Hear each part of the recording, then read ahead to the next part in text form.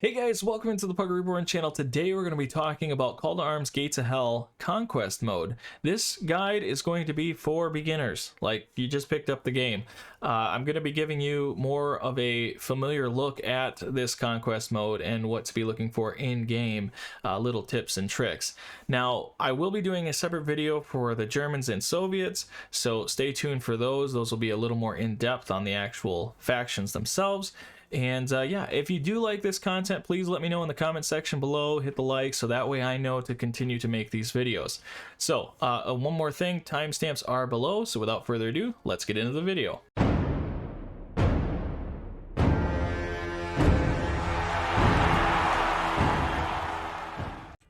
So for starters, we're going to go into single player. And from there, you're going to have campaign, which is just basic campaigns, preset missions. And of course, we're going with conquest. We're going to create the conquest. Down here, you're going to pick a name, obviously, for your conquest as a save file. I'll go with Puggo.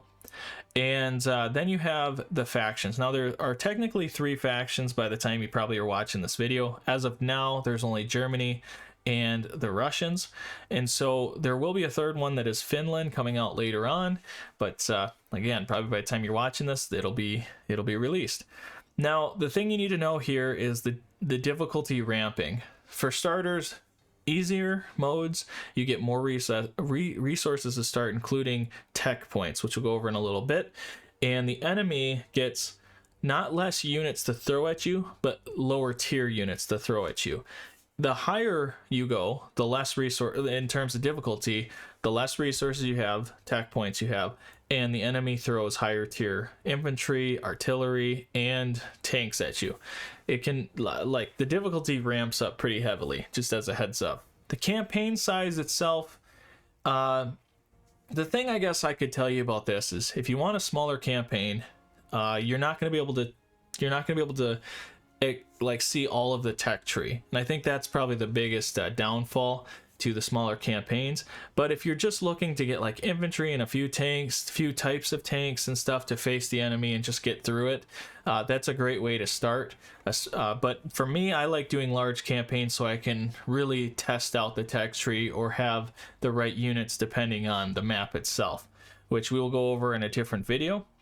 And then finally, the advanced section, which is just enabling fog of war. If you have it on, you can't see the units. You have to rely on your troops to be able to see the enemy, and so on. If you take it off, you can see the whole battlefield. It's cool. I've actually never had it off, so I'm just gonna have it off for this video. Well, no, yeah, I'll do that. I'll do it for this video just because it is a very, very beginner's guide. Now that we're past the loading screen and all, we go into the setup phase. This phase is going to tell you how far you've come through your campaign, soldiers in terms of your reinforcements, things that you can buy on the fly, and also your final setup before you go into battle, which would be called call signs. For starters, let's look at the real basic stuff at the top. So Operation Day. This is how many days you've been in this campaign, and days are counted by battles. So after your first battle, it should say Operation Day 2, and then the second, Operation Day 3, etc., etc. This is your army strength. As of right now, we have no units set up for a battle, so it only says 0. This bar underneath shows the tug of war within Conquest. So the blue is you, and the red is the enemy. Go figure, right? As you win battles, the blue bar will slowly start to take over the red, and vice versa. Over here, it shows you the battles won and lost. As I draw your attention to the left side of the screen, just know I restarted this campaign. The reason I did was because I had it on medium and not easy mode. This way it's more comparable to what you're looking at on your screen. So for starters, on the left side of the screen, you're going to see reinforcements. Ultimately, reinforcements shows all of the units that you can buy and also research. The ones that are not researched are, or rather have a lock over it. So as you fill out your research tree, you're going to have more stuff unlocked, which allows you to buy soldiers. Before we look into buying soldiers, let's look at the next piece of this, which is support. Support is literally an aircraft that comes in and bombs a location. The bomb itself we'll go over in another video, but understand that this does do a bombing run, and you need support points to be able to fulfill the bombing runs themselves. Now, as we look over here, it's kind of hard to see. You'll see the icons on the screen here, but you have your crowns. I'm going to call it crowns, whatever currency you want to call it, but your crowns, you have 1,200 crowns to start this campaign. The 1,200 crowns allows you to buy units, which have a value itself. You also have your support points, which allows you to do bombing runs with your BF 110. And then you also have yourself research points. Now you start with 9 research points, which we're going to go over the research tree in a little bit, but just understand that's how you unlock the skill tree. The next portion in the middle here is going to be your recruits in the reserve. And one of the biggest dark horses in this game is understanding ammunition. After every battle, your units have used some sort of ammunition. Tanks are going to be using their HE shells. You're going to have MGs blowing out on vehicles. You're going to have your artilleries using whatever they're using. And so when they come back from battle, you have to refill their ammunition. And this is how you do so. The reason that I call it a dark horse is because if you run out of ammunition, you're going to be hurting pretty heavily. I'm going to go over some of those strategies and how to counteract that after the first battle, but just keep that in mind as we go forward. Another thing here is your actual unit points. The unit points is how many people you can have in your reserve at a time. Realistically, I've never actually filled this up, and I've had a boatload of units, so just keep that in mind as well, and it's rare that you're ever going to fill it out. Then finally, you have yourself the call signs. There are a total of 5 call signs to fill out. What call signs do is they have, as you can see, the unit points are here up to 500. Each call sign is what you go into battle with. And so it'll say on the bottom left-hand corner of the screen, and it's going to say call sign 1, 2, 3, 4, and 5, right? You have to unlock 2 through 5 of the research points. You'd have to unlock these to get more call signs, but ultimately we're going to fill this out as reinforcements into battle. And again, I will show you that in just a second. This next portion of the video is going to be solely about the research tree. And I must tell you that of all the basic stuff I've given you, this is the more complex. Everything you do from this point on is going to affect the overall gameplay as you move forward. When you pick a path, you need to stick to the path. It's hard to change up things late in the game. It's not terribly hard, but it can be on harder difficulties. And it doesn't just affect better units, better tanks, better artillery. It doesn't just affect those things. It affects getting airstrikes. It affects getting new call signs, which we're going to show in the first portion of the research tree. So let's check out the research tree now. As I click down here at the bottom left-hand corner, click on that, it comes into the research tree, as you can see. So the things you need to know right off the bat is that you have all your research points will show at the very bottom of the screen right here. And when you click somebody, you're going to see at the bottom right-hand corner of their portrait, it's going to show a research point. Now, if I click on them, of course, it says 1 of 9 has been used. And from there, you can continue out the tree. The first tree we're looking at right now is the simplistic tree that gets us to further advancements of the campaign. And what I mean by that is like having an officer now allows us to unlock call sign 2. Call sign 2, or I call it call sign. It's call in stage 2, but call sign 2. So that was for free because we unlocked the officer. Now that we have this, if I go back, actually I'll select it. We'll select it for now. Now if I go back, you're going to see we have call sign 1, we have call sign 2. One thing to note with the call signs, as we're looking at that, is this one you can get 50 infantry points, or veteran points you can call it, and the call sign 2 gives you a increase by 10 to 60. So now you have 2 outfits, 110 total infantry or veteran points to be able to fill out these rosters. Now we go back to the research tree. The next thing would be small base defenses, or small defenses. So every time you take over something, the next fight is going to be a defense. And you have your locations already set up, but there's no infantry or anything already there, no AI to help you protect these points. When you get a small defense, it puts a bunch of soldiers at the location that you need to defend and along the perimeter, which I'll show you what that looks like in a later stage of this video. So keep that in mind, and to further along this advancement, we'd have to go to Command Squad.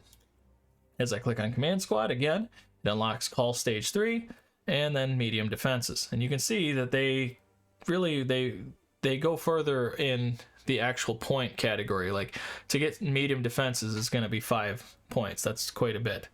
I'm going to unselect this now. Oh, one more thing. Let's say we go Command Squad, and then we pick the Command Squad on top of the actual truck that he rides in. You can then get the airstrike right here. That takes up all my points, but just as like a pure review of it, that's how you get your airstrikes. It's pretty easy to say whatever you pick in this research tree itself is going to be rewarding, and you're not going to want to go back on. Like, why would you pick call sign 3 and not want it and be like, oh, I wish I wouldn't invest in that? This progression is always going to be good. Keep that in mind, because not every other progression that you pick in this game is going to be worth your time. The best example I can come up with on that is simply the tanks. The tanks themselves have many different paths. Once you pick the most basic tank, it's going to be light armor tank. It's going to have 2 MGs on it, and just good against units, not good against other tanks. Like, this thing cannot stand to another tank that can do any type of armor piercing or any armor damaging to it. So it's gonna falter. And you can see it has stronger variants if you pick something in this category. You have let's pick it real quick. You have the Panzerjäger 1, which can fire out at a pretty precise rate, but the infantry is exposed on the back side of it. Does really well against lighter tanks and some medium tanks too, depending on how you set up. You have the Sturmpanzer. Okay, getting this really early is insanely strong. Like, it's like a massive bombardment of the ground. This is a nasty weapon, I'm just saying. But whatever the case may be, you have to invest in these things as you play. Now, let's say, okay, I don't really care about these things. I don't care about a big explosion on the map somewhere and low amounts of ammo. I want a big tank, right? Okay, well, that's cool. What tank would you like, though? Because as you see, more skill trees. We keep going down. Now, let me give it from my perspective. There was a campaign I did where I didn't want to invest in going all the way down the skill tree, because you start seeing things that are like 8 in terms of the actual skill point or the research points. And I was like, I'm just going to go down this tree right here and I'll make it work. I can do it through other, I can beat the game with other things like this Conquest.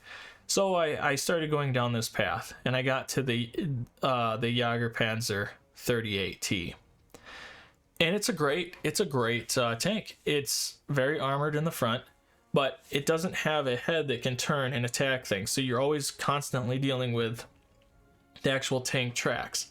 So if I turn to the right, whatever, turn to the left to make my shots, I'm going to kill anything, especially into the mid game. However, if somebody shoots out the track of this tank, it's stationary. It can only attack within this little cone. That's a problem. I always wanted something stronger like this tank, but I needed something with a head that could turn around just in case that would happen. So then here I'm at mid-campaign. I've invested in a lot of other things, and I'm like, well, now I have to invest in this one, and I have to invest down here, and I have to... There are a lot of great tanks, and if you know how, you don't have to play tank heavy to win this game at all. Artillery can get you all the way there. I think I could go into the late game with artillery and infantry and not using tanks. Believe it or not, if you know what you're doing, you can do it. However, if you need or want tanks, you're either going to have to take them from the enemy, or you're going to have to invest in them. So I invested down here and invested points everywhere else into the mid game. Then when I wanted to invest in tanks farther down the skill tree, it fell apart. Like I just didn't have the time or the resources to invest in tanks farther. So you need to have a plan in your head as to how you want to take this on. Another strategy that I went with was the next campaign I did with some friends, and we decided to stop at this skill tree. Why? Well, because there's a flame tank. And who doesn't want a flame tank, right? Well, all these tanks in between that got us through the campaign. It was stellar. I didn't feel like I needed to get these tanks down here, but there's a reason. Keep this in mind. There's a reason that these tanks like everything has its own path.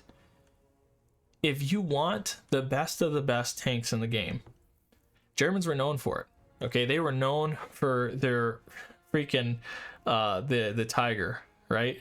They were known for the Ace Tiger. It was like the scariest tank on the battlefield. And you can establish those things. You just have to choose it. If I want a flame tank, I don't know exactly where it is on the tech tree. Okay, this makes it easy. Obviously, if I go through the tech tree and I look for the one flame tank, it's going to show an emblem down here, fire. It's going to say flame right here. But let's pretend for a second, like just going to do one of these. I'm just going to scroll a little bit and I'm going to click on this Panzer right here. So the Osif H4. Okay, let's say I want this tank. I can actually look at the tank through the reinforcements. Okay, I can click on these. Osif H, I believe is what it was. Yes, the Osif H. Now let's say I want this in the tech tree. Well, if I click in here and I scroll all the way down, see how I'm clicking. Okay, and it's not showing me what these tanks are.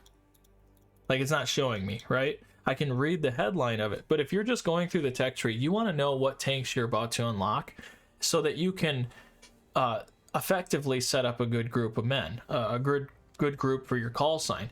And if you go down the wrong tree on accident thinking you were getting that tank, I hate to tell you, you're stuck with whatever you picked. You can't go back on it. So the Osif H, so we're looking for a 4. We have the Panzer 4s, Panzer 4, Osif F2, here it is. Panzer 4 Osif H. So as you're going through the tech tree, you need to keep an eye on these things, because I wanted the flame tank. That's easy. That's easy. I can go through, I can find the flame tank, but there are a lot of tanks that sound eerily similar. The 4s, their 3s, the 2s, pretty easy. But let's say you wanted a Stug, or you want a Stulgy 33B. That could be anywhere in this. Like there's a lot of freaking tanks.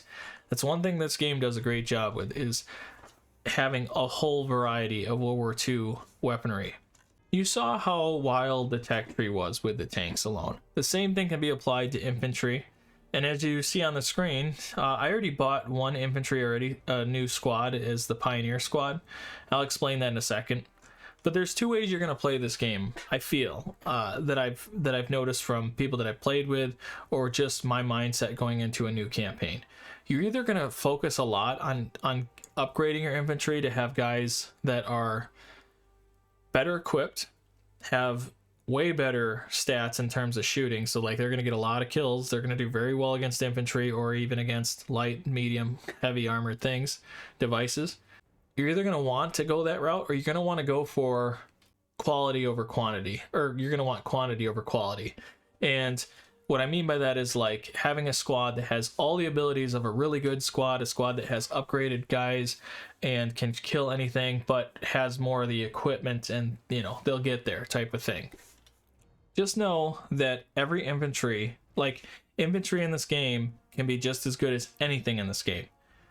Anything. I truly believe that. I've done it. I'm wildly intrigued by the infantry that comes from the Germans especially, but however you want to play, you can take advantage of any type of unit if you know how they work.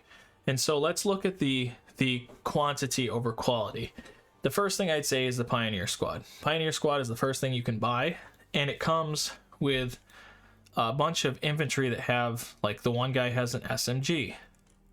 Another guy has his rifle that he's using right now is a semi-automatic rifle.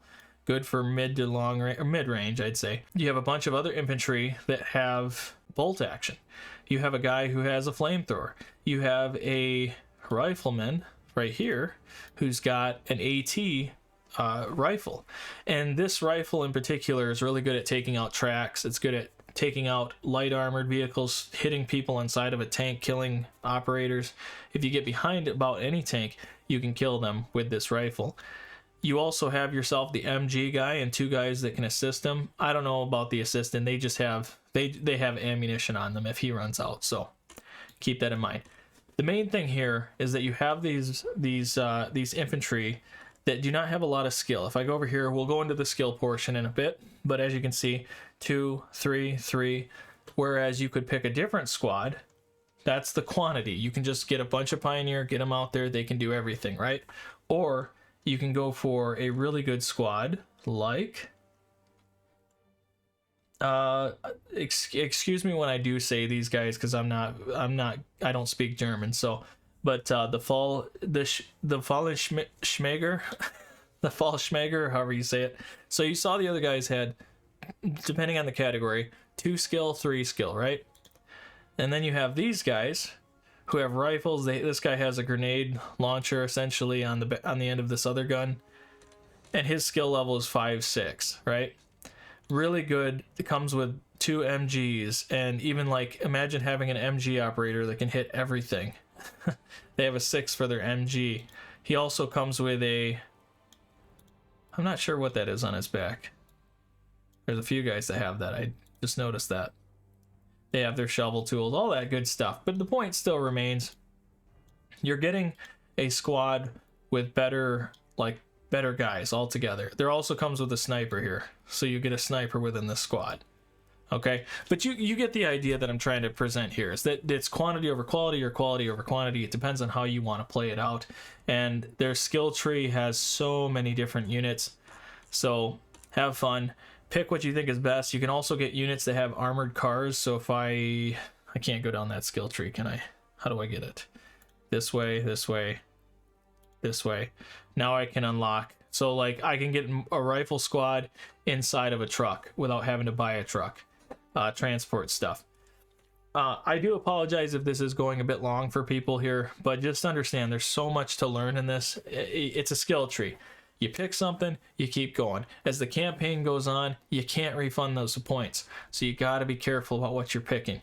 You can go you can also go with a flat cannon, which is a defense cannon that you can use at a base. Like let's say you take over a spot, you can place these down and they'll fire at people that are coming, or they can fire at tanks, light infantry, light anything, and also, very important, planes. Yes, you could be airstriked on a campaign, so these things will take out the plane before they get to you. You can go a different route. Unselect that. You can go a different route, go with your pack cannons. Good against, these are all good against tanks and so on. They get better.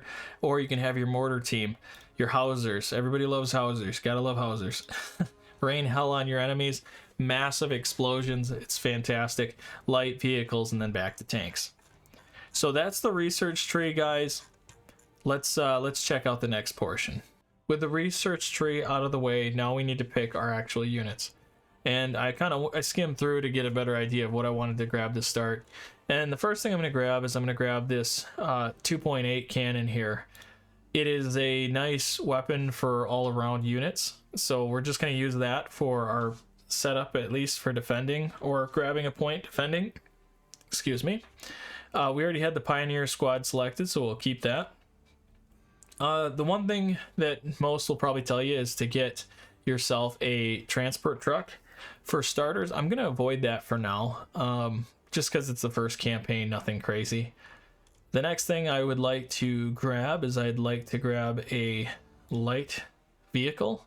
We will grab, let's go with the 231. I actually like the 231 quite a bit. And then we'll go with just a basic tank setup here. Let's go down and grab this, the Panzer 35T. Not too bad for starting out. All right, so now that we have just used our research points on the side here, we need to buy our characters. starters, we'll go with a pioneer squad. We'll go with one of them. We'll go with a medic. We will go with our little battery here. We will get the 231. And how much money do we have? As you can see, we are running through the monies, so we have to be careful about what we pick going forward here, because it's, like I said, it's easy to run through what you have. So let's pick, let's just pick the, shoot. I don't want to waste all the money here. What was the, so the Pioneer squad, what did he cost? Wouldn't mind another one. Actually, we could go with the other squad here. Let's go with this group of guys. All right, so that'll leave us enough for a tank. Okay, so we'll go like this. Gives us 90 left, we'll be good. So we don't have any more money to really invest in other things. We could get like a little Jeep. These are good for scouting. It's good, like one thing I like to do is I like to put my scouts, or not my scouts, but I like to put my my medics inside of these trucks and then drive to a point to heal guys or whatever the case may be. So maybe we do that. You could also get this little truck here. It only seats one person besides these two soldiers, I believe. It'll say, yeah, 3 total crew can sit in this thing, whereas this has 4. Starts with 2, takes a 4th. So why don't we just go with this little guy? That's fine. Okay, now that that's set up, let's put our men into its spot. The way I like to do it is I like call signs personally to be tanks, artillery, like different call signs for different things. So the first one could be it could be just like units. So we'll grab this unit here, the Pioneer. We'll grab the Scherung, I can't say. I'm not German, guys, so bear with me on that. We can go with the medic, and then we'll go with this little wagon here for the medic. The next one, call sign 3, will be our more artillery / heavier armored or armored units. Now you will see at the top here, as I put them in here, you have your infantry points, 24, 18, 4, 2, which ends up adding up to 48 out of 50. And this call sign goes up to 60. We're only able to fulfill 30. Mind you, as the time goes on, we're able to fill this up even more.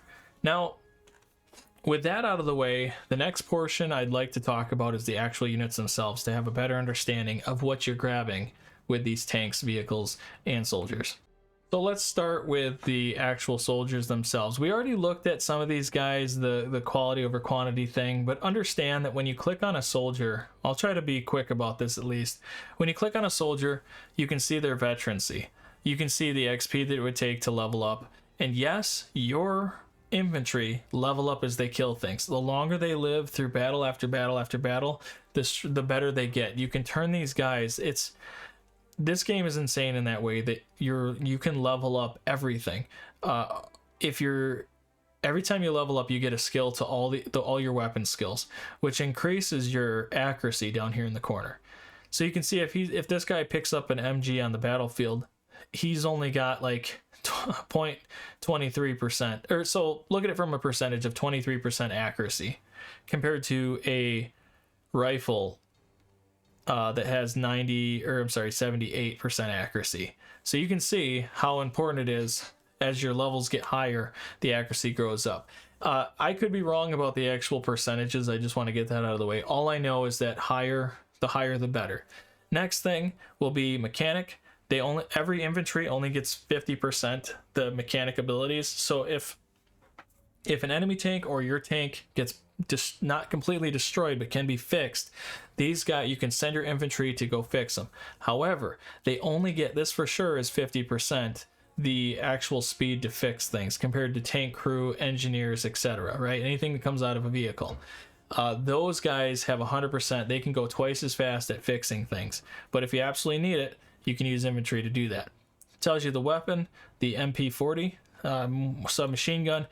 Also tells you their speed, which is a 1. Yes, they can get faster. It talks about their hit points, which is 200 as a base. Regeneration is 0.1 per second. Your stamina is 100, and yes, there's stamina as well. But that, again, every time you level up, these things get better. And if you want, you can look at their weapons.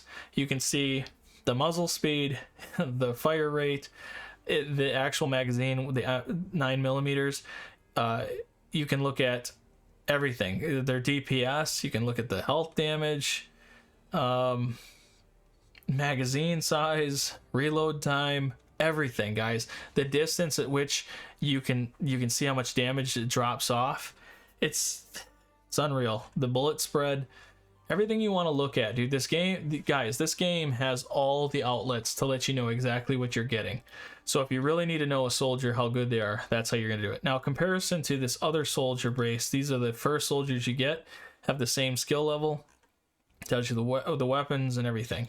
So there you go. Before I go to the tanks and so on, just know this as well. If you ever need to, I should have said this earlier, but if you don't want a unit anymore and you just want to get rid of them, click on the unit, just click on this unit, and then right here it says dismiss, and it'll tell you how much you get for that unit. So keep that in mind as well. Now we'll look at this cannon right here. As you can see, you can set it up. It's got its ammo charge. You can have the guys reloading it. You have the guy firing it. We can actually look at the cannon. We can see the penetration based on the range. So obviously the closer, the more damage. If something's like running through the forest and it doesn't see you, you can just pop that sucker in the side, just totally wipe it out. It shows you the armor value of this. So it's only 8. That's not a lot. So if a tank hits you or some high explosive hits you, you're gonna more than likely destroy this or damage the wheels, so you can't turn the turret. You might damage the gun, so you have to repair it. There's a lot of things like that matters. This penetration is actually really good at this point in the game. That's early on to mid. This is really impressive. Good for defense, I'd say, or like hiding them in the woods or in some whatever it is. Next one here, we can actually look at the tank crew, or I'm sorry, or apparently a weapon. We'll look at the pistol. So this is your general tank crew, and again, tank crew have, so I think the hit points are a little bit less, so they can die a little bit easier. But as a mechanic, again, you can see 100% or like a full-on mechanic. They're great at fixing stuff. And you can see that if you give them MG or you give them SMG, they're actually going to be more accurate than the average Joe, surprisingly. Then you have yourself the 231. The 231, it tells you how much fuel you're going to consume. You can see how fast it can get up to, the max range that it can go, how many crew can actually fit in this for, which is what it starts out with. You have your armor. So this is where it gets interesting, guys. Armor on tanks are very unique because it says armor 5.5 to 14.5. So from the front, it's the highest. The highest you're going to find on the tank is from the front, then the sides, and then the back. So the back of the tank is actually 5.5. If you get hit from behind, you're gone. That's it. But even so, like, there's not much armor on these things. But the cannon is where you get most of your money from. If you're wondering about the sides, I can't tell you that. I honestly am not 100% sure. I kind of average the value from the front to the back as the sides being in between. So I would probably say the sides are about 10. If somebody does know this, please let me know, because I haven't been able to find out where you actually know about that range. I just know the range itself. Next thing would be the main gun. The main gun, the 55 is really, or the 55 itself has really good penetration. You might say, well, that's not as good as this battery right here. The reason that this is impressive is because it's a rapid fire gun. It can constantly boom, boom, boom, boom, boom, boom. And that is going to just, if you hit the side of a tank or you hit the back of a tank, you can kill a tank with this thing. This is a really good hit and run vehicle. It's really good in cities and so on, just constantly moving or going in for the mission to go around and kill a tank. That's where you want to use this thing. Otherwise, it does have the machine gun, the MG34, which is just going to shred. It's great against infantry, really great against infantry, and a good scout vehicle that can take out some tanks in the right situation. The last one we'll look at so that you can understand this as well. We already looked at the soldiers. Now we're looking at the tank again. The armor, 5 in the back, which historically we all know the back of a tank is the most exposed. It's to be able to put more armor in the front. Yeah, you're looking at the 5, 25, so 25 in the front. I would say about 20, 15, 20 on the sides, and the back is 5, which you just don't get hit from behind. Plus you can see the oil, or not the oil, you can see the gas cans they have on the back of the tank, so, and right here on the side. That's a dangerous tank. I would not want to be riding in this thing. Also, the penetration, not crazy. The other weapon does more, actually, in terms of just the constant penetration, but this thing has the range, it has the defense, and of course the MG37 is going to be better. All around, really nice setup to start. The fuel consumption, we'll tell you right here, and the max speed, 34, pretty dang slow tank. Really slow, actually.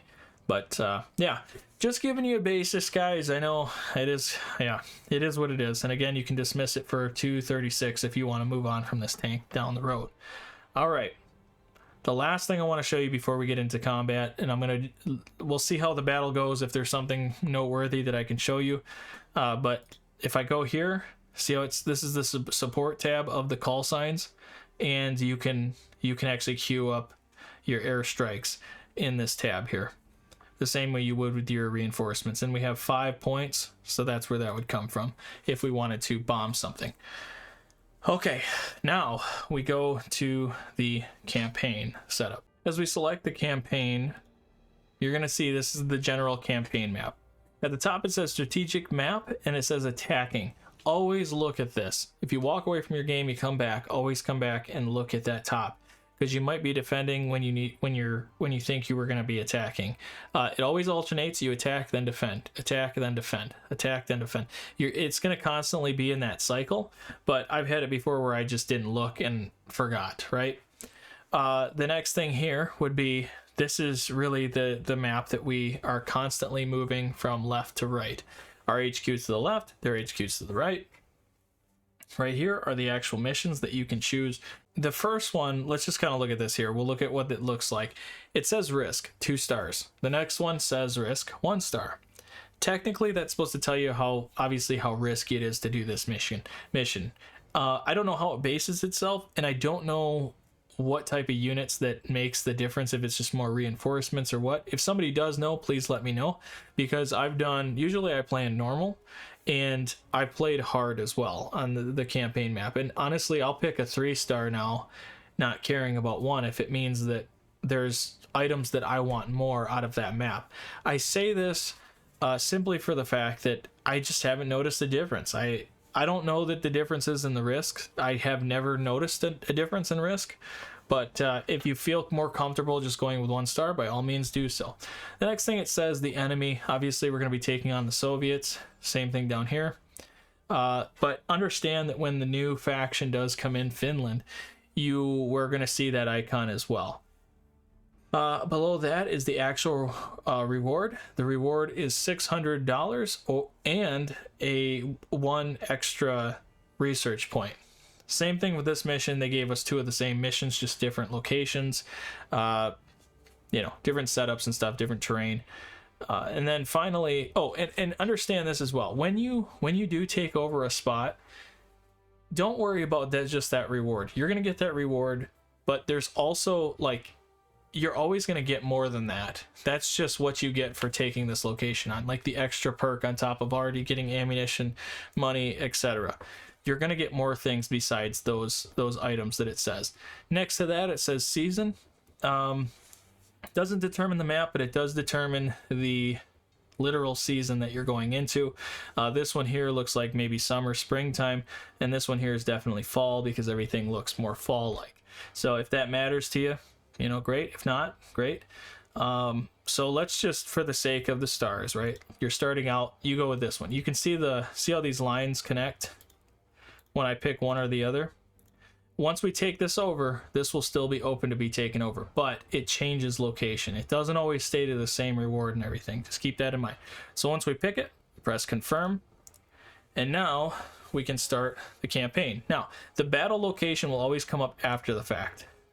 this is the map that you get to see what terrain you're going to be in. So I know this map. What I can tell you is that there's not a lot of trees. It's a lot of open fields, and it's more like hilly. There's trenches, as you can see here, some housing. So you can actually set up a little base or establish a point before you go and attack things, which is really nice.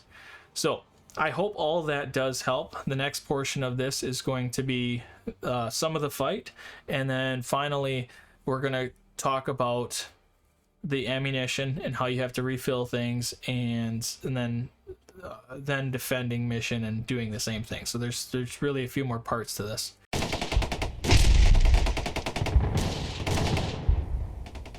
Okay guys, now that we're loaded in, there's a few things you need to know. Starting with the top of the screen, you're going to see a timer. It's going up. That's how long I've been in the match so far. You're going to see your icon to the left and their icon to the right. They have 2 capture points. It shows right at the top here, and it shows how many points they're generating as the time's passing by. They're at 38 right now. They have to get 1,000. If they hit 1,000, they win the match. If you lose all your men, you lose the match. However, on the flip side, if you kill all their units and their reinforcements, you win. Otherwise, capturing both points completely wins you the map. You don't necessarily have to stick around for long. If you can capture the point, you can win, just like that. And that is a strategy as well. To the left, you're going to see the mini-map, which I've made very big. And on the mini-map, you're going to see where the points are. You can click on it. You can see the first point, which is C. This is where they're holded up, or where they're held up. And then to the top of the map, the north side of the map, is another part that they've taken over. Now, I can tell you without a doubt, usually on maps like this, the roads are key to traveling for not just your units, but more importantly, the enemy units. So if you want to put like mines and stuff on the roads to your location where you're setting up camp, it's very advantageous because you will hear explosions in the distance, and yeah, can't complain about that. So let's take down the mini map a little bit. I'm thinking for starters, we'll get a setup right here. I'm gonna do like a setup. Maybe not. It looked pretty good for a moment there. On the map, it looks like you might have a little holding points, but we're ultimately going to be taking this over. So, but yeah, and then so down in the corner here, it's going to show you your call signs. Now, mind you, the first call sign is our infantry, right? And our second call sign is the tanks. For this, like I said, you're not going to see the whole combat and everything. I'm just going to get stuff kind of set up here. But for starters, let's grab the infantry. Usually I like to actually get the tanks out on the map first, just to, or like scouting, essentially. These are your medics right here. If you just click on them, hover over the truck, you can get them inside the truck. If you notice, they're just jogging right now. If I double click, they'll book it to the truck. And we're going to be using this simply just to hold points, or to hold points, to heal our guys that go down. We're going to be running in. All right, so let's bring our boys up to this. Actually, we will hold up this location. These guys are kind of our crappy infantry. So I'm just, like I said, usually I just get them to a point where I want to hold. Then I'll start actually doing something with them. And on the mini map, you can see how there's these arrows coming into the map. That means that's where the enemy reinforcements are coming from. Now this is, again, this is easy, so it's not going to be much reinforcements. Nothing to really worry about. We have ourselves it's like not a flat cannon, but it is our little cannon here. And so we're going to move this one up. Some cannons, depending on what it is, usually it's transport trucks. If you hover over a vehicle, it'll tell you if you can actually hook that thing up to the vehicle, so you don't have to take a slow walk all the way across the map. For starters, I want to get this in place looking at C. The one thing you need to keep in mind is the terrain. It's easy to be like, oh, I want to put them behind this thing, but if I go like this, they're not gonna be able to see the line of sight. It looks good, but always zoom in before you put something down, just so you know. Unless you get used to the map, yeah, it's, oh, that's a good spot right there. I like that. So you're gonna find these in place, like these places where you can hold up, and honestly I would highly suggest taking advantage of these. This is a really nice spot. Oh, we got enemies. Lay down.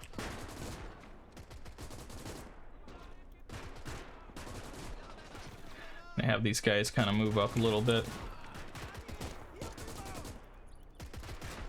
Let's get him a better location. Our MG.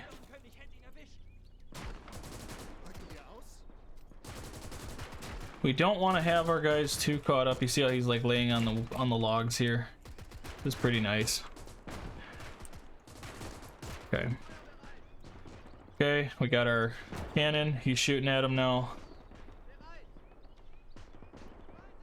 And obviously this is a good little hold point. Alright, so now we need to get our tank and stuff in here because things are getting a little hairy. Want to give them a little bit of support.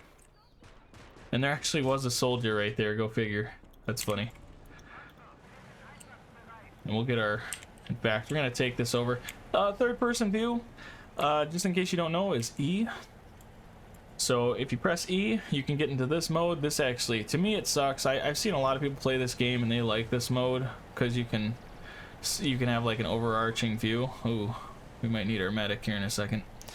But I like to, if you press T afterwards, then you can actually get a real first person view here. So I'm gonna get this guy. Give them some cover. I don't see any of our units down, but I did see a guy who was injured. You could see the bar of health when it's starting. Also be careful. There will be signs if an enemy or an armor does see a tank. One thing you also want to keep in mind is never get your vehicles too close because you never know which guy has a AT grenade. And trust me, that'll suck if it that happens. All right, so now I'm gonna just see. Usually you can tell. Okay, everybody's good there. Looking at everybody's health. This guy right here, he needs to heal himself. If I go down here, you can press F8 or you can just click on it. He'll automatically heal. You don't need our medic just yet. So now I'm gonna start crawling these guys up.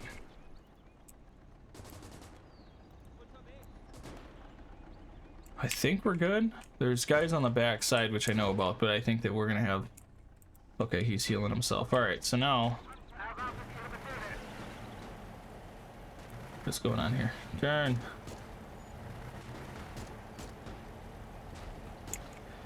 Now, like I say, unless they have an AT rifle, should be good. That's just a simple soldier. There's an AT. Huh. Oh, that's the guy that you don't want to get shot by.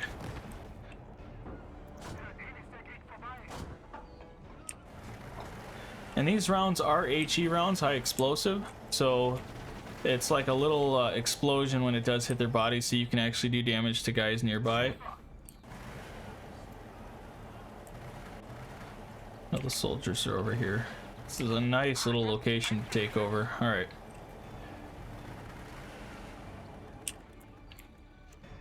All right, so now with that out of the way, we're gonna take our crap soldiers. That's what I'm gonna call them, at least. We'll run them in there. Ooh, what's this? It's like a machine gunner. Yeah. Okay. Dang, I wasn't thinking I was gonna actually do a whole recording of this battle, but maybe I will. Just maybe. Okay. So now I want this tank to... I kind of would like to have him watching in this direction here. I just want to be sure that nothing can get behind him. All the reinforcements are coming from the northeast, so it's probably best just to keep him in this area. The AI, believe it or not, can be pretty smart. Oh, here we go.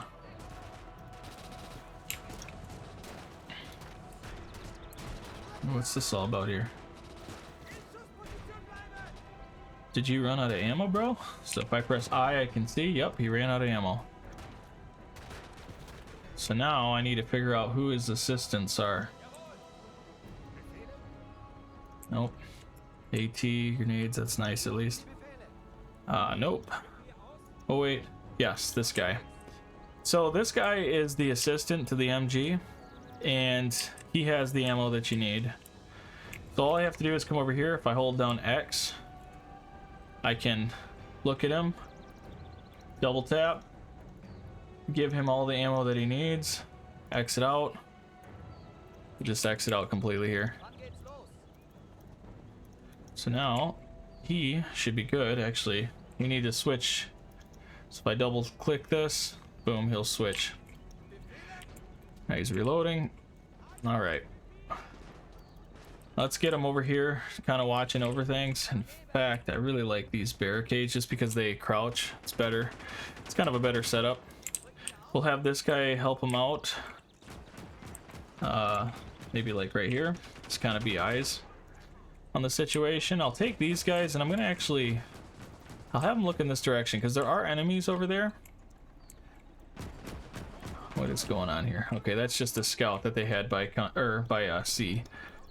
So I'm gonna start bringing this forward. I'm gonna have this look in this direction. Again, I want the roads to be kind of my holding ground.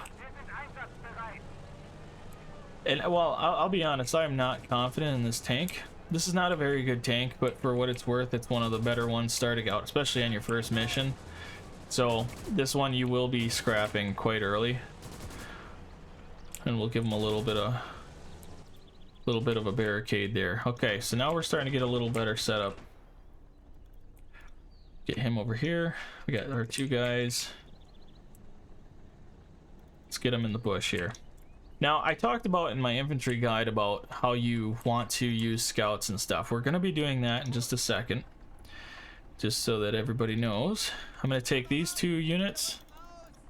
Okay, why don't you want to come over here? There we go. It's a late bloomer. All right. So we're going to come over. We're going to take this MG. So on the map, you're going to see, I'll actually zoom out here. See that on the map, you're going to see a little white outline. Those are abandoned. Oh, shoot. Get down, get down, get down. Okay, so shoot.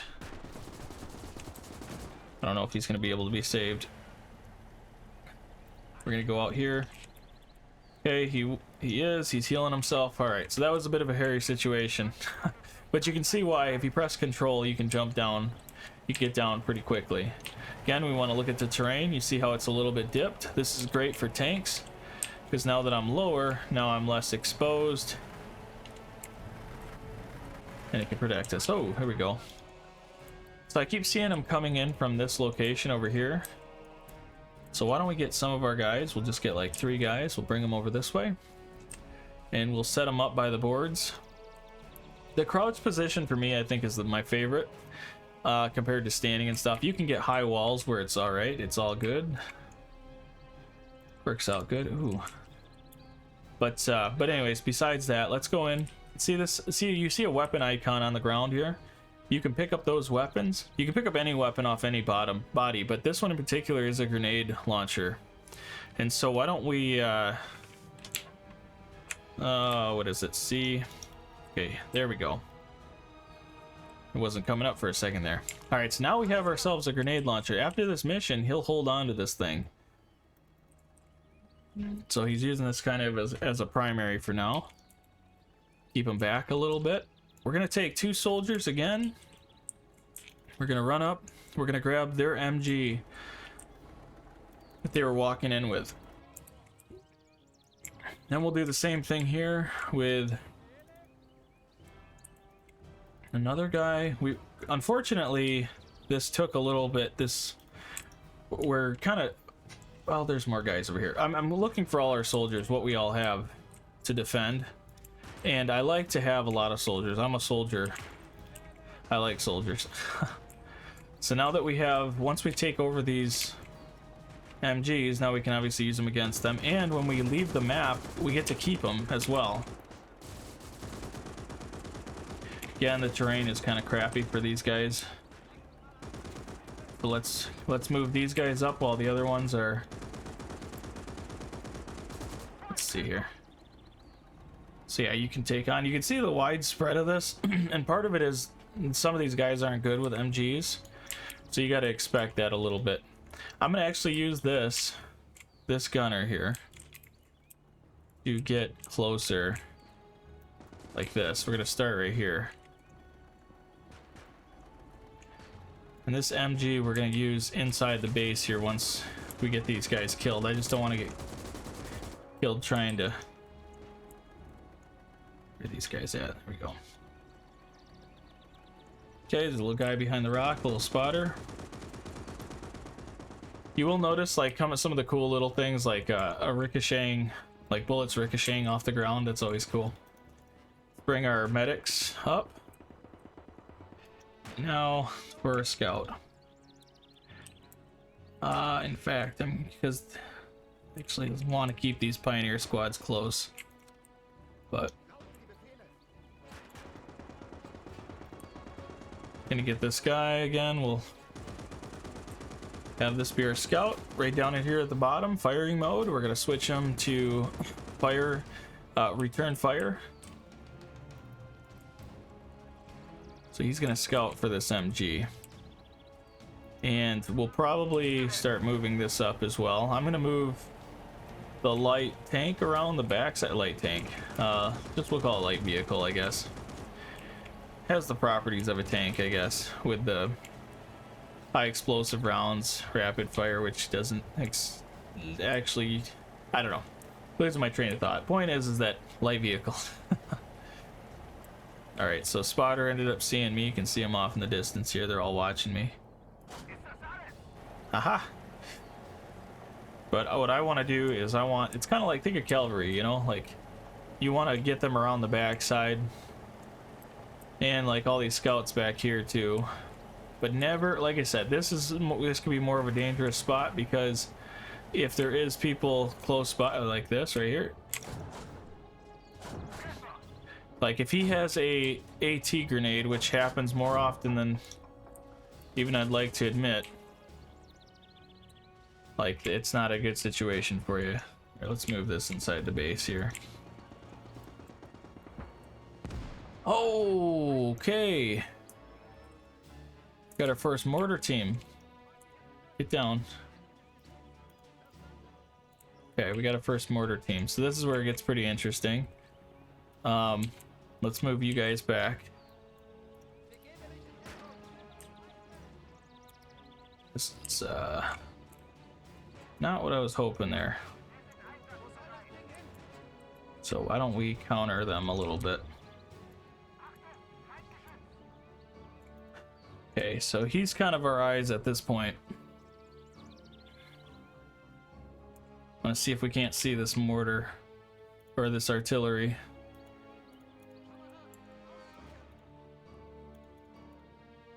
Oh shoot. Okay. I was thinking he'd probably be moving by then. Alright, so now we know where he's at for sure. I don't want to get caught up with these guys. I'm gonna risk this vehicle here just because of the positioning. I mean, worst case, what we really want is we want them to start moving towards us. That's how we ultimately win this thing. They haven't seen us yet, or they're not, it's not indicating that they're turning from us. We should be like right behind him here. Yeah, he was going down the hill. This is good for us. Yeah, we got him. Oh, come on. You're gonna have to go a little faster than that, buddy. Alright, so now we got it. So as you can see, like that mortar team, I was hoping that, like I said, I was hoping that he was moving like that. And unfortunately, he hadn't been moving. These little boxes are great for scouting as well. That was a little sloppy on my end, but nonetheless. Oh, we got a tank. Got a tank over here. So again, we could see him. Gonna wait. All right, here we go. He didn't see us. So these tanks, especially these ones, have very limited view. And this one only has guns. This is a BT or BT2. So they're very limited in what they can do. But as you can see, we'll have the advantage here. Okay. Okay, I think we destroyed the engine. Now we just gotta wait for them to hop out.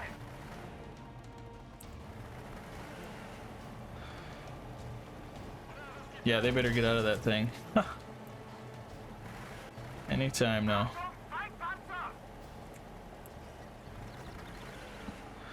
I got time, bro. Do one more shot.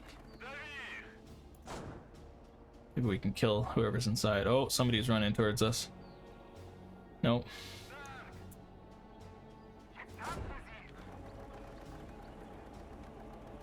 Okay.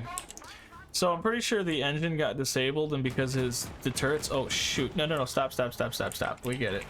Oh, I think he just destroyed it. This is the whole return fire thing. So...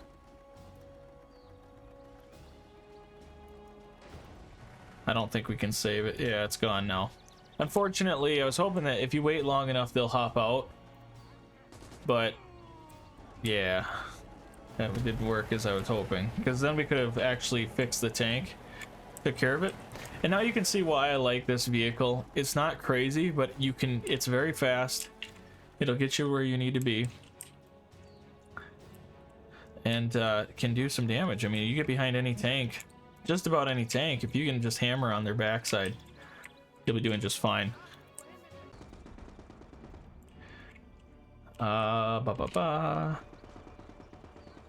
Take this back over as well. You only need one unit to be able to take over something. Just as a heads up, if you just want to grab it and hold it. The reason I'm putting multiple guys on these things is because I want them to be more effective in terms of turning and shooting, and also being able to move.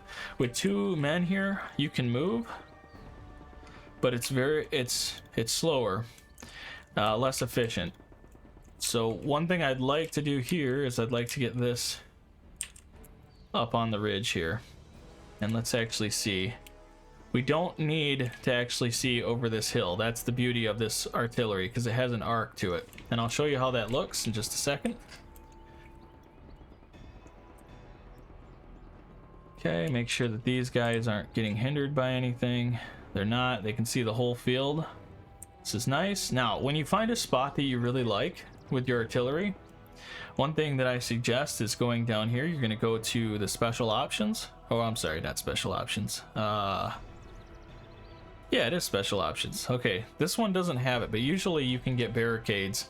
You can put like a custom barricade around it. I know you can do it with this artillery. I guess I never knew that you couldn't do it with that one. It's really interesting. Even these usually you can. Nope, not with that either.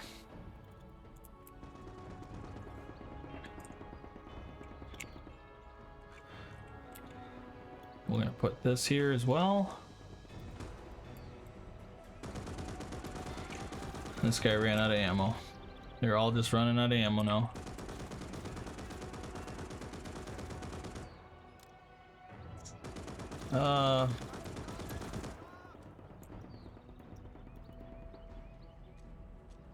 Oh shoot. Alright, so keep him over there for a moment.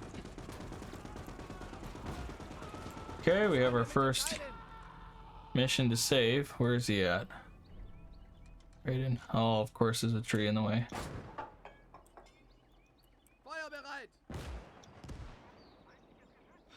Okay, now we need to get our medics. The perfect opportunity. So, going to bring the truck over here. He might get shot at.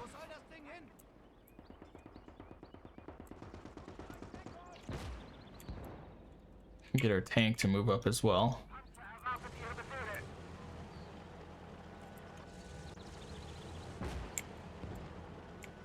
Oh, okay. Somebody got him.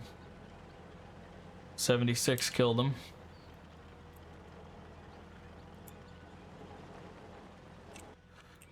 Okay, let's get you up on the ridge here.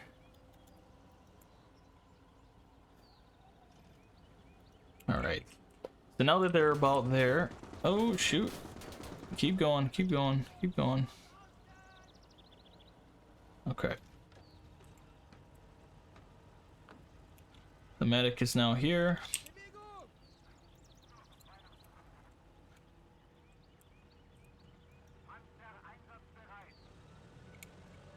Trying to see. I don't know where he was hiding at here. He was. I thought on. No, there he is. There. Now he's gone. That's awesome.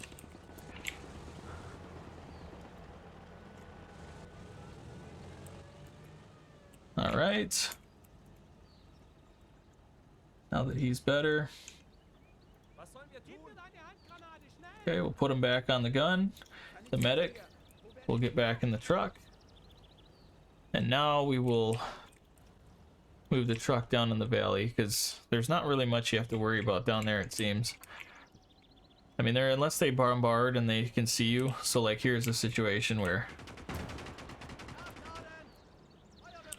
so I gotta see the terrain here. There's something wrong. The MG can't really see. So we'll go like this.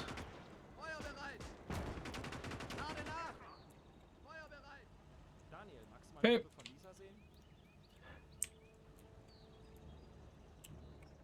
We have some soldiers that we're running, or we were gonna have them come over this way. I'm thinking that we can probably grab this again. We'll grab their equipment. And again, every single thing that we grab, we're gonna be able to take off the map. So that'll be nice. We have a pretty decent setup. Unfortunately, they are kind of coming down this way.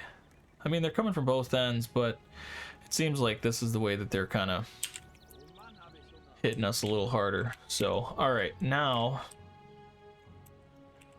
we got ourselves this the artillery piece. This is one of my favorite weapons in the game. It's a lot of fun to just be able to bombard people. I love artillery. Artillery is like ridiculous. And I also want to, well, let's just see. We'll see what this actually looks like. So this is why we want scouts, is because even though there's the fog of war is lifted, we can't see, but there are definitely soldiers over here. So let's just bombard this. Okay, nothing there. Bombard this. All right, maybe I'm wrong. Let's see. I do like that setup, but now we need to get our soldiers. These are the guys that are planning the next mission to go up. Yeah, so there's no soldiers holding the point. I think we killed everybody here. It's just based on reinforcements now. So yeah, essentially you want to do, we didn't use a lot for scouts. I like to have a little more, some more infantry, and it's so open field, so it's easy to get just hammered on. Oh, what's this? Hold on a second here. Let's get back here, boys. We got something coming in on this side.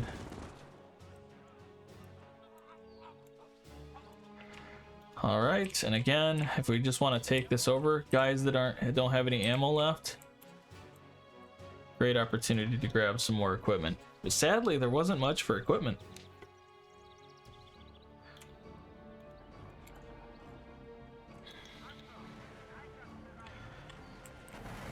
Okay.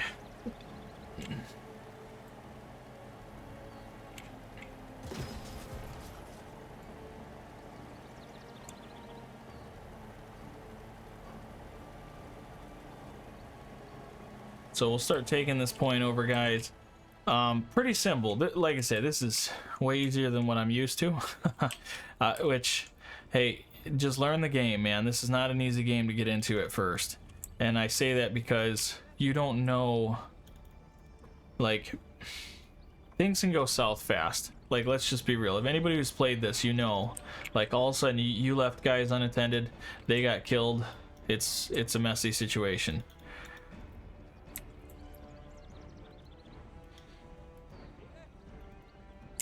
So we'll have this point taken over in just a second, but I hope that does help at least the understanding of reinforcements, getting kind of set up. I didn't do a lot as much in this one, or I didn't really do a lot in this one, but it's more because there was a lack of units to face. I'd say like normal, you're gonna see probably 2 or 3 tanks, not just the one coming in, and that one couldn't do anything to our armored because it was just an MG. That tank is really good at, like, it's got a lot of armor in the front, but the back and the side, like the back side of it, is just I mean, you saw it. It was not good. I like that tank personally for just like the early hold a point. Like I'll just use it just to hit like a choke point where there's a bunch of enemies coming in. Okay, we didn't even have to build trenches. It's a miracle. So there you go. Now that we ended up winning this one, you can see the infantry kills that we had, the infantry that died for us, which was 5. The infantry that did die ended up getting hit by the artillery. Let's see, 2. Yeah, so 4 guys from the artillery, and somebody else must have died that I must not have seen. But for the most part, destroyed the vehicle. It's pretty simple. Now we'll exit. Now that we've exited, there's a few things you need to know. If you exit out of this, you're going to lose all the information that may matter to you. In the middle of the screen here, you're going to see the resources gained, 300 crowns, and we ended up getting 4 research points. We ended up also getting 600 crowns and the 1 research point, which again is because that was what was guaranteed to us if we won.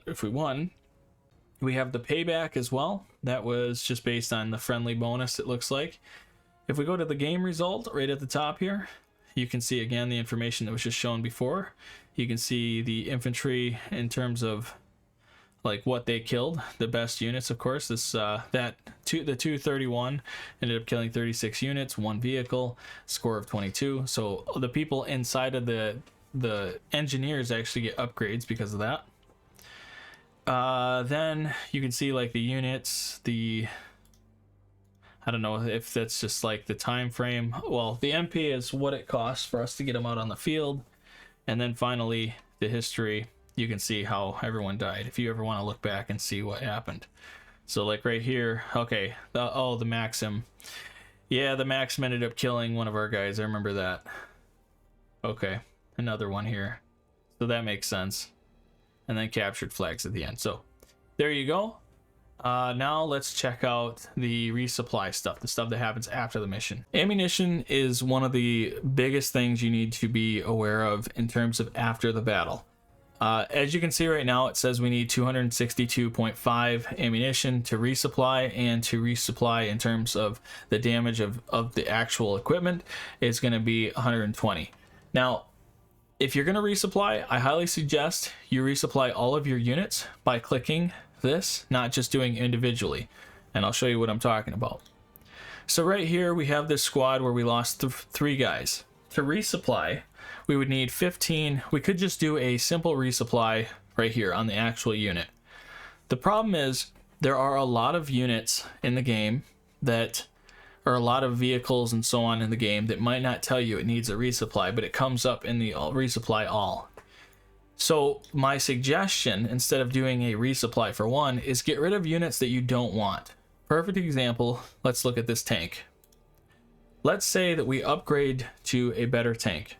Instead of resupplying this tank, which is 18, but let's say he used up all his ammunition, it was a long fight, he's damaged, instead of resupplying it, we could sell him for 260 or 236 and rebuy that tank or a new tank at a different cost. So like to rebuy this tank over here is going to cost about 60 crowns extra. But that might be the difference of if this resupply is like 100 for 1 tank. So keep that in mind. Resupplying has its balances. And if none of your tank crew got an upgrade, like if they're not leveled up, it might be worth just getting rid of the tank anyways. If you're wondering about, well,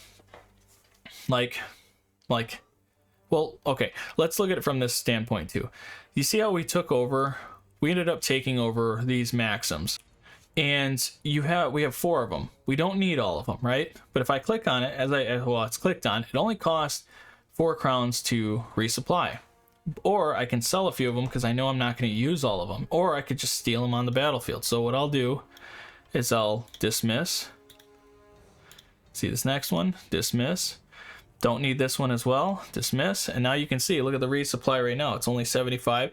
The ammunition didn't go down much because we didn't really shoot them very much. And yeah, let's just say we want to keep this one. Next one, we see this vehicle, or this bombardment here, the 76 millimeter. It's a really great cannon. Honestly, guys, if you do get this cannon, you can get it in the first mission. Very, very good. Great defense, great attack, great offense as well. But let's say we want to keep this. We want to keep the Maxim. We want to keep these tanks. The next thing you're going to want to do, instead of resupplying everything, is look at your skill tree or your research tree.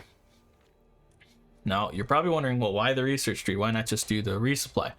Well, the reason that we're doing the research tree is because we want to pick, like, what if there's a tank or a unit that you want more than that tank that you have? You could just sell it instead of resupplying it and use those funds to put towards a different tank. So let's go down the line here, and we're just going to invest in tanks here, because why not?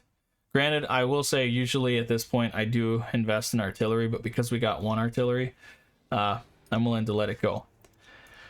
So again, let's say we don't want to use up all of our ammunition. I'm going to take this tank, I'm going to click on it, and I'm going to dismiss it. Okay, it took a little bit off the top. It's not a lot.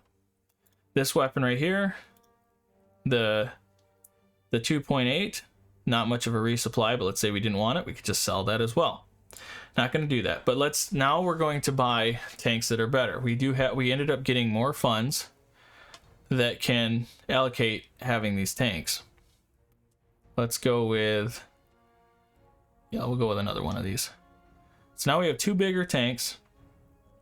Our cost went down from 1,000 to 650. And we still have this resupply, just keeping it in mind. Doesn't cost much at all. And we have enough room for a 4 unit. Now I'm going to go with ammunition. So this ammo crate right here is literally 2 soldiers holding an ammo crate. Now, again, the reason why I haven't resupplied is because this is going to make more sense, and this should make more sense.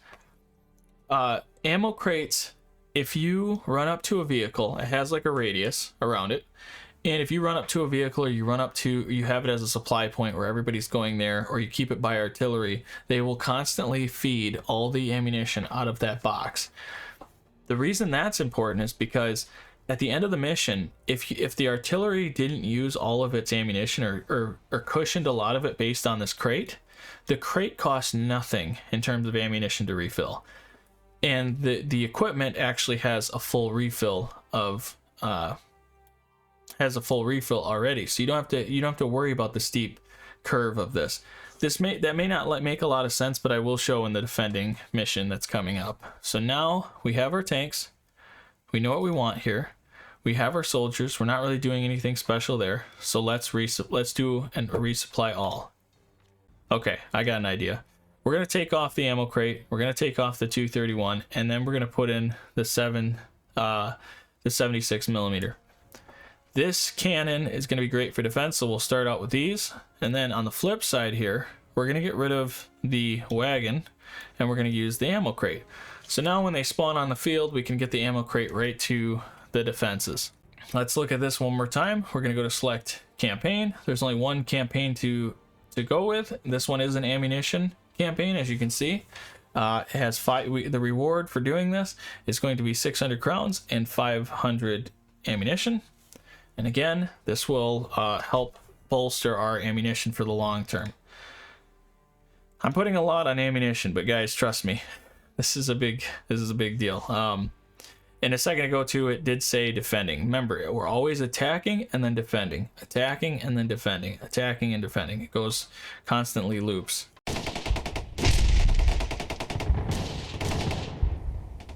Guys, we're all loaded in here. We are starting to make points at the top of the screen. As you can see from last time, the timer's going up. They are not getting any points because they don't hold the locations.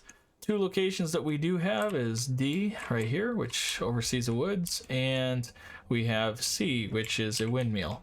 Now, the one thing I forgot, and I hate to say that because this is like one of the most important things, is getting a small defense. I'll put that on the screen right now. So when you go into your research tab, you're going to want to get this research because what happens is they put They put soldiers in the woods, they put soldiers at the locations, and now we're left to defend by ourselves, or fend for ourselves essentially. So let's try to do this quickly here, because usually this is a pretty quick deal. Like, they come and attack pretty fast, so we need to be ready for it. The main thing here is we need to get guys out in the woods watching over things. So I'll take with these two guys, we'll set them up as right at the bottom of the screen. Firing mode is going to be return fire, so we can see what's going on. The main issue arises with, take one of the medics and we'll put him at the other base. But the main thing that arises is that there's so many enemy infantry that they can see you. They can see you when they're using their artillery, and you can't see them. Like, you can't see the other artillery. It's just too far off in the distance. Another thing too that matters is we need, let's go like this here. We need to be able to obviously see them. That was, oh, we need the flamethrower guy to be able to burn some of the woods as well. Like, the flamethrower is like very important. It may not seem like that much to a lot of people. I don't know how people play this game, honestly. I just assume that it might not be people's first thought to keep him nearby or in a choke point. So like, this for me is a good choke point, because if they come down this trench here, or this the waterway, that could be helpful. Next thing is obviously setting up trenches. Just gonna trench the heck out of all this. It's good to have trenches on the backside, because if you do start getting overrun, you do have like a bit of a or a little bit of help. Now I could do 2 people per trench for this, but being that we're defending, this can be kind of a rough one. This can be a rough setup here, sadly. I hate saying that. I wish I would have done it, and I highly suggest, you can see, even though this is easy, I'm definitely trying to play for the fact that maybe it won't be as successful. Who knows? But let's kind of get, like I said, we'll just get people spread out in the woods here. Get our scouts out there. We're gonna put up we'll just wait right now. We'll just wait with the medic. In fact, I'll keep the medic in the bush. Now, being that, oh, sure enough, I was about to say, being that we're in this corner, I imagine they're either coming from the north or they're going to come from the northeast, and looks like more east. So they're going to pop in, or they're going to spawn in right over here. See how this is. Now this valley is fine because we do have an arc. And these are HE rounds, which is high explosive, if you didn't already know that. Gonna wait. Fire. Nope. That's, yeah, we need to kill that quickly.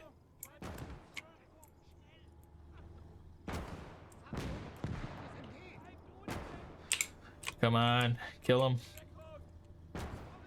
I could take over. The problem is the AI is gonna do a little better shooting through the woods. Okay, what I'm going to actually do now is I'm going to smoke out. We're going to smoke out this location here, because, like I said, I feel like this is supremely important to kill this. Now that I'm in the woods here, we're going to start moving.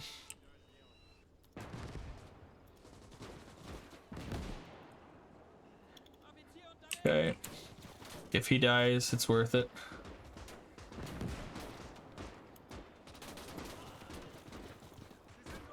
Oh, he stuttered. Okay. So that slowed him down. He's killing somebody out in the woods there. What's going on? Oh, we got soldiers over here even. Wow, kind of surprised by that. Well, this is good, because if they take out part of the forest, we'll be doing all right as well. Okay, that, yeah, the hill's kind of a problem right now. Need to back this up. I thought that would be good, but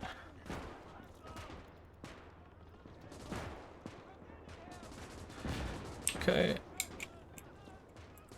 Okay, there is a tank. We do have something over here.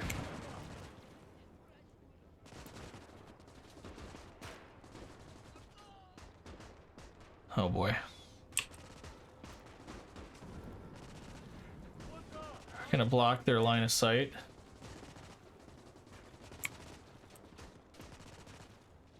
And then we're gonna take it. Hopefully we see him before he sees us. Oh, shoot, run.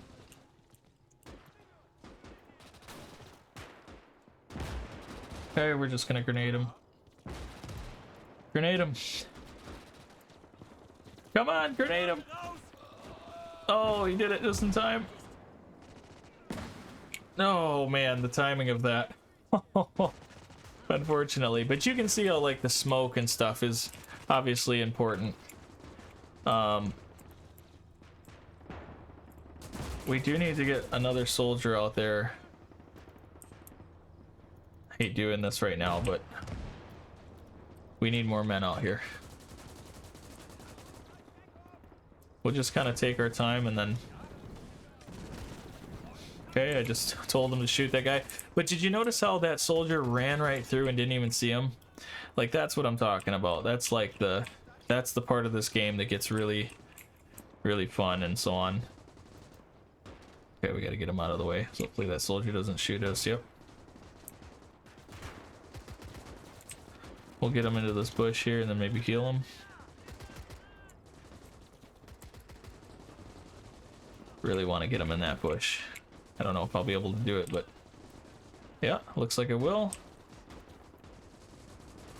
Okay, so the flamethrower guy has burned his he's now exposed. We'll get him over here. Maybe we get him a little farther up. Okay, how are we doing over here? Looks like the soldiers are kind of poking at him. We do have some, so if you look down here at the corner, you're gonna see that the wheels are destroyed here. Which they can still turn and everything, but you're not gonna be able to move that from his location. To fix a vehicle in the middle of all this, you don't need 2 or 3 guys. However, these guys do need to be healed, so I'm gonna take one off. Okay, we're gonna take him, we're gonna have him heal himself while this guy just stays on the gun for a moment. So far so good. He's healed, or yeah, I think he's healed. We'll see here. Oof, he did not get... Okay, we're gonna have him heal himself. Okay, back on the gun. I don't know what is shooting at him. So what I'd like to do is I'd like to get back up on a hill of some sort. Maybe like right here. So let's see if he doesn't die. We do have a medic. Oh, shoot. Okay.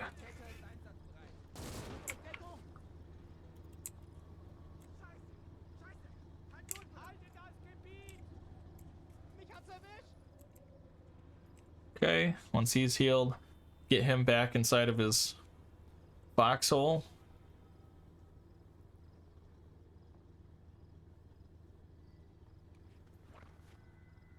Did he die?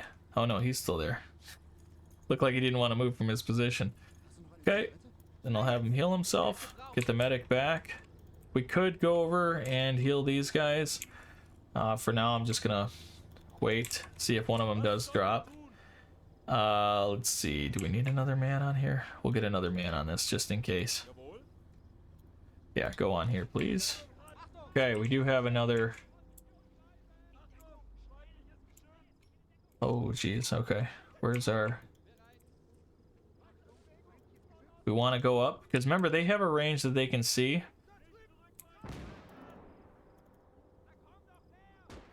So what we're going to do is we're just going to get as close as we can here. And grenade him here. Come on now. Go, go, go, go, go. Come on, grenade him. What are you doing? Grenade!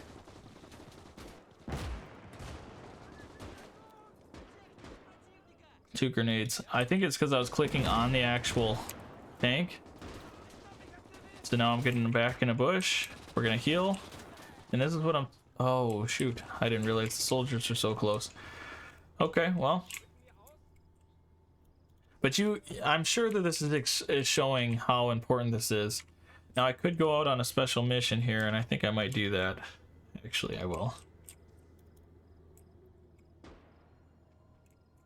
Can we still... We can fix them.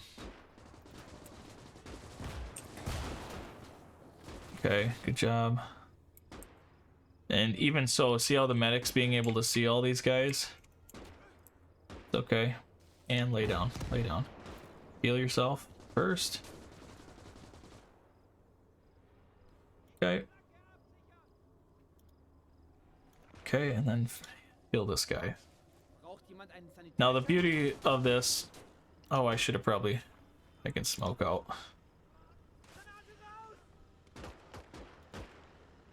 Okay, now he's gonna heal him. Alright. I hear a vehicle, yep. Okay, so this one here, the BT... What is this? BT... 2? Yeah, BT2. Really good at killing infantry, so we need to be careful about it. He's getting...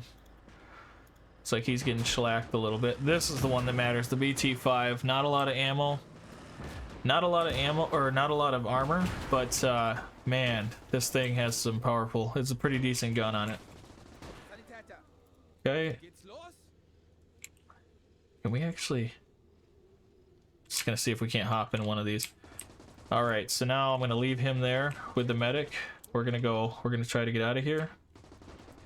Now the soldiers on the ground, I'm gonna take this as an advantage for our medic real quick. Not even paying attention to what's going on with the battle, but we're gonna look into this guy real quick. We're gonna take all of his ammo.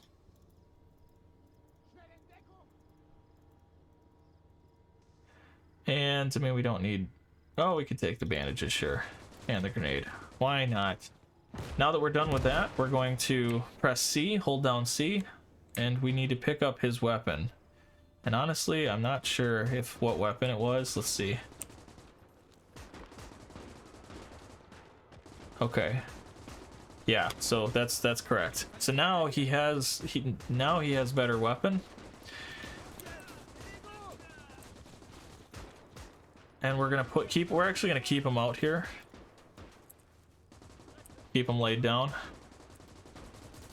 And yeah, he's just gonna spot for us. I admit I was expecting this to be a little bit more difficult. This guy right here I think is actually the spotter. And they have... I'm gonna actually have him fix this. We shouldn't have been able to move, I thought, but let's just make sure the thing doesn't malfunction. That will be all set. This guy is out of ammo, so what we're gonna do is if we hold down C, we can see all the weapons on the ground, right? So we need to crawl him up. So we'll go control, and we're gonna crawl him up.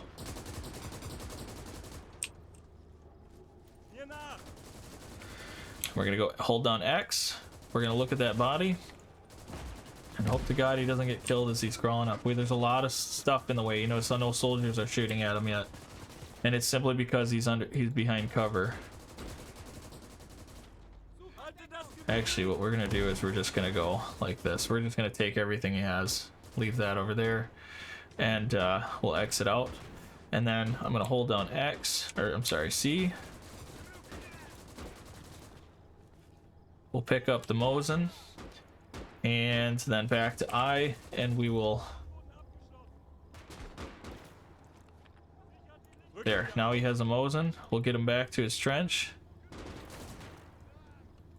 And there you go. Back at it. He's all good.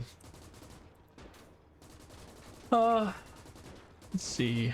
Anything special here?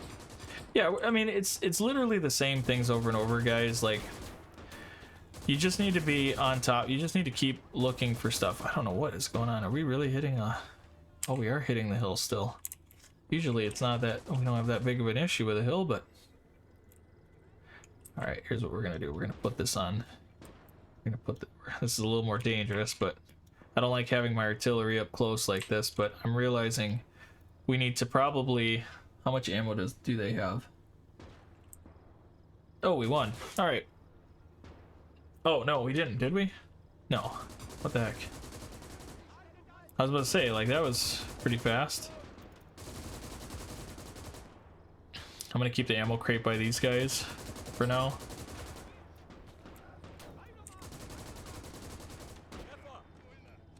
This will look off.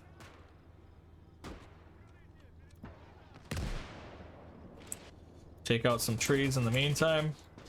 So yeah, I mean, these guys right here, if we click in, we can see how much ammo they have. They're using the HE. If I press space, these guys only have high explosive, but if you press space, you can switch. Mortar teams have smoke. You can actually pop smoke off into the woods.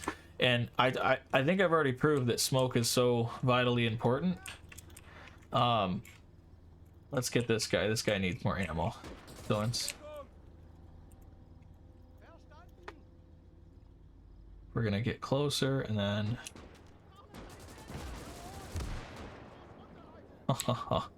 So good. And we're close to winning. We're at 740 or 50 right now. Hopefully they don't kill him. We'll see. It's not looking good. Okay, it's looking good. That was a little close for comfort, but... now I know I could use a supply crate, but I only want to use a supply crate for the artillery and the tank. Mosin. Grab the Mosin, please, sir. Go back. As he's going back, I'm going to get him to equip that Mosin. Okay, now he's equipped with the Mosin, and we're good to rock.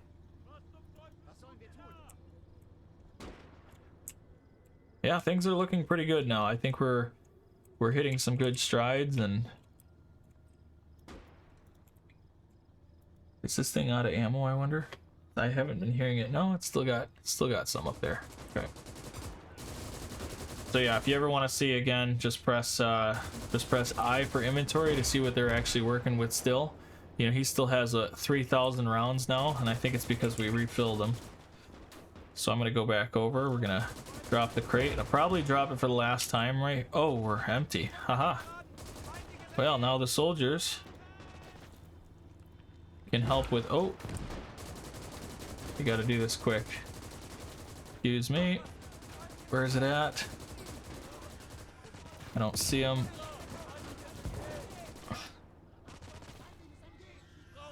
Okay. They're gonna start destroying our stuff if I can't find this. I think he's maybe in this tree line. I don't know. Here, I'm gonna go like this. I'll click on it. The AI will be a little better at trying to hit him. It says he's right here. Oh, mortar team. Okay. Okay, let's go. We're gonna move out into the woods. There we go. He's gone. There we go. Gonna help out. Just get these kills quick. Okay, dead. The nice thing, see, the mortar team is just pretty much doing the work for us. Get the smoke out. We'll have it as return fire if... They didn't even see him. They're just running over top of them. Don't even see the soldiers.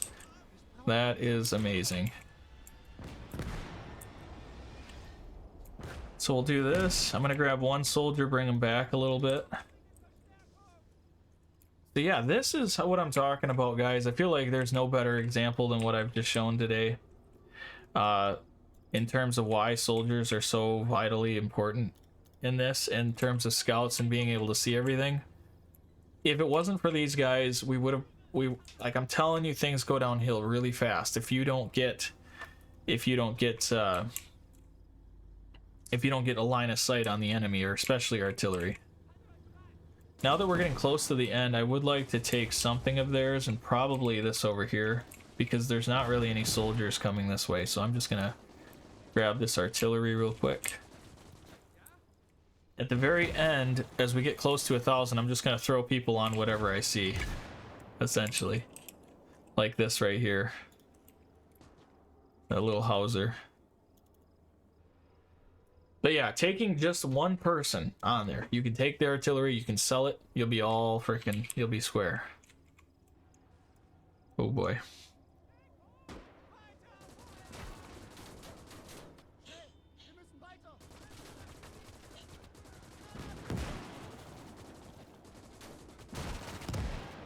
Oh no, my artillery killed our guy.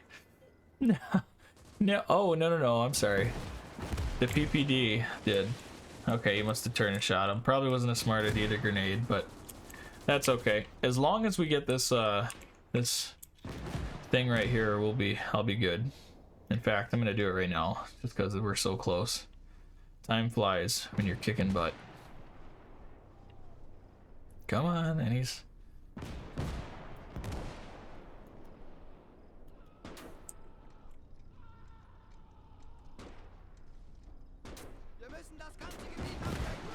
It's okay, just stay alive.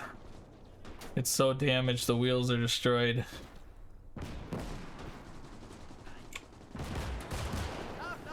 Haha! I love it, dude. This game is just amazing. I just love it so much. What an amazing game. Oh no. Okay, we did it. We did it! And we only lost 4 guys. Or...